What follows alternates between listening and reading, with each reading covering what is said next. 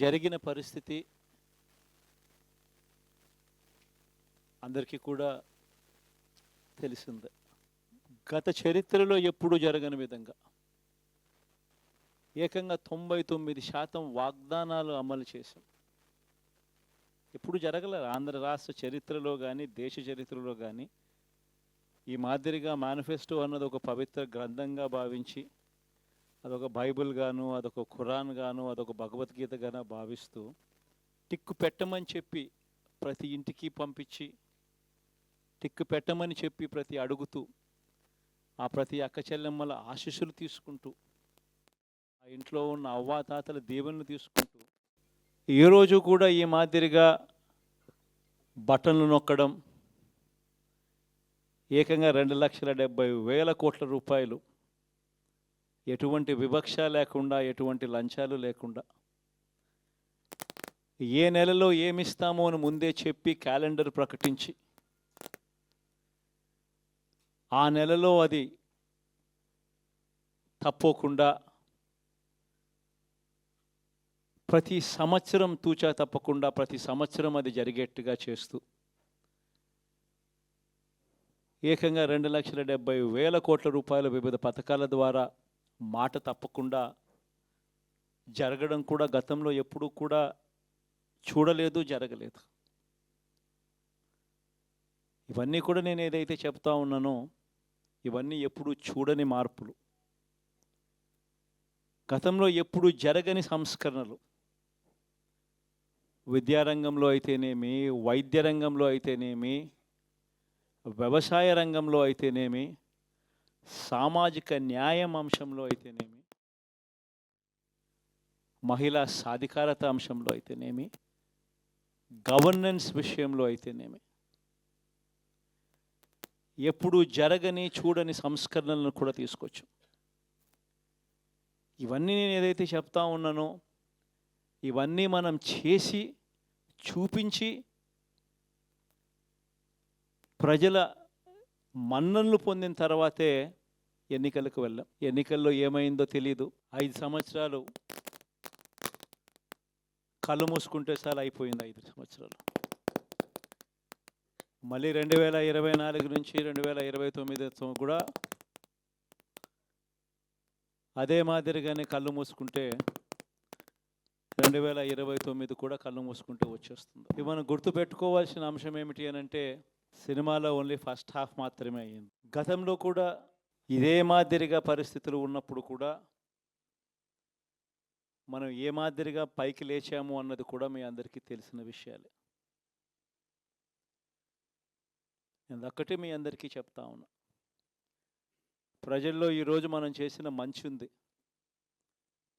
ఇంటింటికి మనం చేసిన మంచి ఇంకా బ్రతికే ఉంది. ప్రజల్లో ఈరోజు మనం చేసిన పాలన మీద విశ్వసనీయత అనే పదానికి అర్థం ఈ రోజుకి కూడా ప్రజల్లో ఉంది. గడప గడపకు మనం చేసిన మంచి ఇంకా ప్రజల్లో బతికే ఉంది. మరి ఇవన్నీ ఉన్నప్పుడు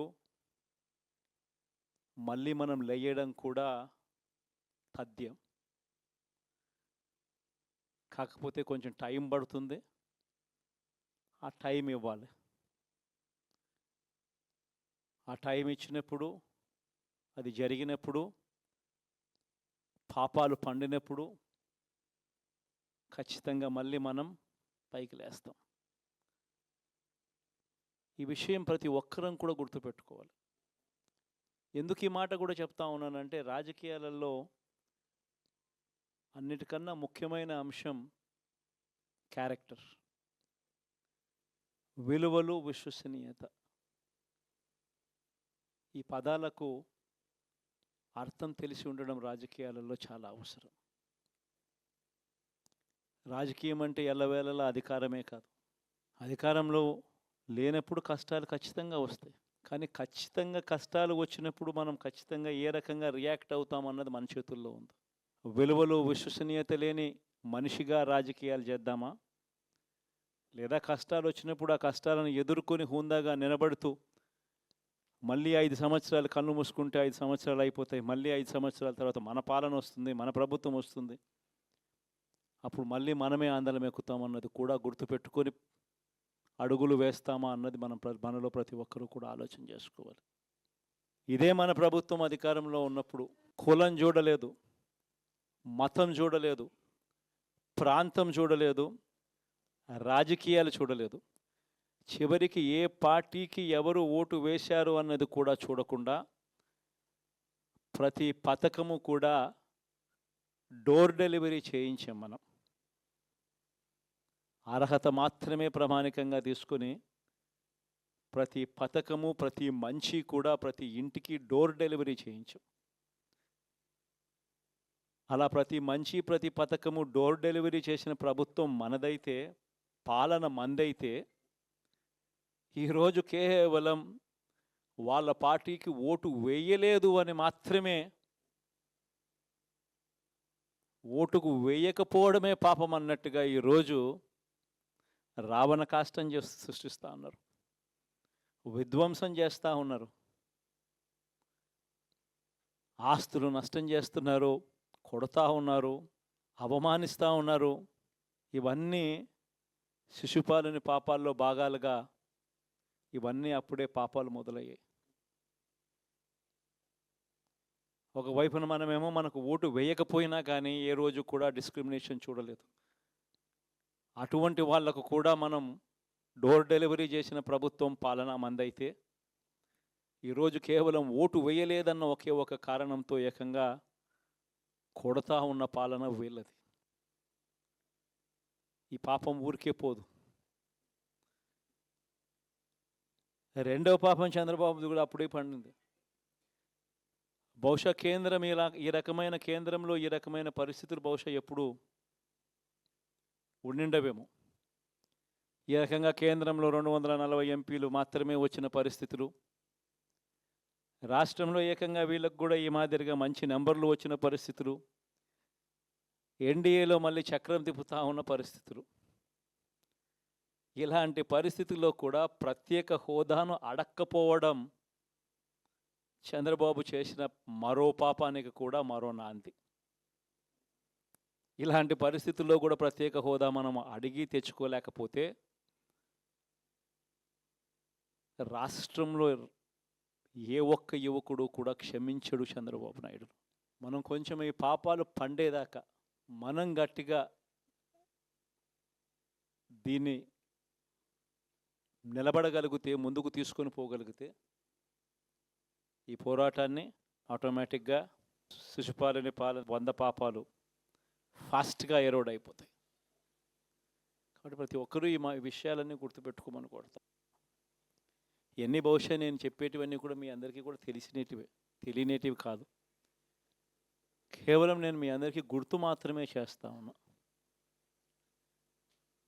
కష్టాలు రావడం అన్నది సర్వసహజం. కష్టాలు ఇలా మనం ఎదుర్కొని నిలబడడం అన్నది మన చేతుల్లో ఉన్న అంశం అన్నది మాత్రం ఖచ్చితంగా ప్రతి ఒక్కరూ గుర్తుపెట్టుకోమని మీ అందరితో కూడా కోరుతా ఉన్నా. శాసనసభలో, చట్టసభలో మీ సభే అన్నిటికన్నా ముఖ్యమైన సభ అవుతుంది. ఓటు వేయలేదు అన్న ఒకే ఒక కారణంతో మనుషుల్నే కొడతా ఉన్న పరిస్థితుల్లో, మనుషుల్ని అవమానిస్తూ ఉన్న పరిస్థితుల్లో, మనుషుల్నే బలవంతంగా ఆస్తి నష్టం చేస్తూ ఉన్న పరిస్థితుల్లో ఇక ప్రతిపక్షం ఉన్నది ఒకటే ఒక పార్టీ, ఆ పార్టీకి అవకాశం ఇవ్వాలా అన్న కనీస నైతిక విలువలు వాళ్ళు పాటిస్తారన్న నమ్మకం నాకైతే లేదు. కాబట్టి మీరు చేయాల్సిన పాత్ర గొప్పది, చాలా ఉంది అన్నది మాత్రం గుర్తుపెట్టుకోండి. రాబోయే రోజుల్లో యాక్టివిటీ లెవెల్స్ అనేది ఆటోమేటిక్లీ పెరుగుతాయి. రాష్ట్ర వ్యాప్తంగా ఉన్న కార్యకర్తలందరినీ ఎవరినైతే వాళ్ళు ఇబ్బందులు పెట్టారో ఖచ్చితంగా వాళ్ళందరికీ మనోధైర్యం ఇస్తూ వాళ్ళ గ్రామాలకు వెళ్ళి వాళ్ళకు తోడుగా ఉండే కార్యక్రమాలు చేసే కార్యక్రమాలు జరుగుతాయి. రాబోయే రోజుల్లో ఇంకా టైం గడిచే కొద్దీ ప్రజల్లోకి వెళ్ళే కార్యక్రమాలు ఇంకా ముమ్మరం అవుతూ పోతాయి. చివరికి ప్రజల్లోనే ఉంటాం. ప్రజలతో కలిసి పోరాడే కార్యక్రమం వేగంగా టైం గడిచే కొద్దీ మనము వేగంగా అడుగులు ముందుకు వేస్తాం. ఒకటి మీ అందరికీ చెప్తా ఉన్నా, ఏకంగా 14 నెలలు పాదయాత్రలు చేశాం. ఆ వయసు ఈ రోజుటికి నాకుంది. ఆ సత్తువ ఈ రోజుటికి నాకుంది. కాబట్టి మీరు మాత్రం ప్రతి ఒక్కరూ గుర్తుపెట్టుకోండి, ఆ టైం వచ్చేదాకా మీ పాత్ర చాలా కీలకం. ప్రతి ఒక్కరూ ఈ విషయాన్ని మాత్రం గుర్తుపెట్టుకొని మీ అందరితో కూడా సవినయంగా వేడుకుంటా ఉన్నాను.